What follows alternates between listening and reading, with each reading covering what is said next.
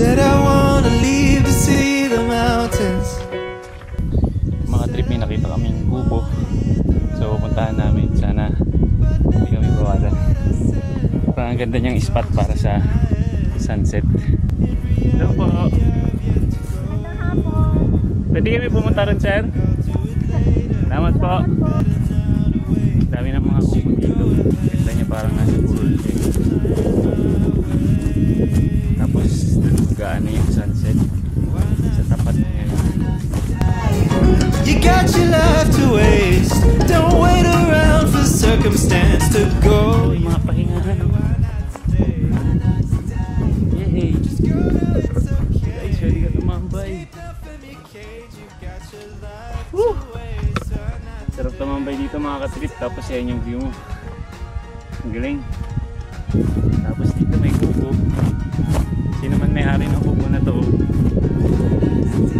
So, parang ganda ng spot. Naglagyan ng kubo. So nandito siya sa may burol. Ito, pasokin natin. Sobrang sarap mga katrip oh. Nakaupuan, nakahigaan, presko yung hangin. Nature trip. Dito naman sobrang perfect spot niya para sa sunset. Sana maglagay sila dito ng upuan habang may sunset. Dito ko nakaupo.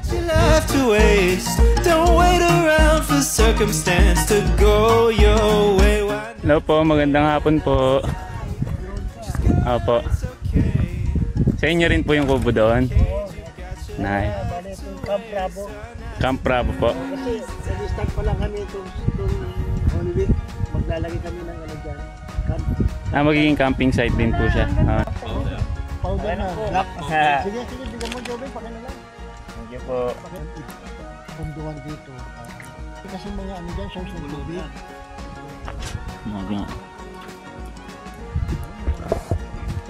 Yung ano nito ay meron siyang kasing yung ano kasi yung tiyama, yung tubig may tiya. Okay lang po. Nilagyan namin ng tiya yung tubig. Nagpi kami kanino.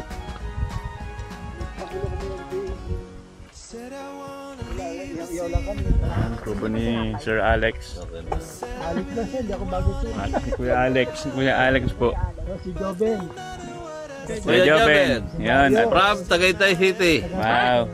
Talaga? Layo po. Si Kuya po, si Kuya. Sabay-sabay po. Kuya Mario. Taga Dasma.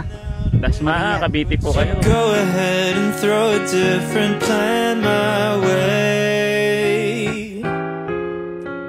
Why not today? Why not today? You got your life to waste.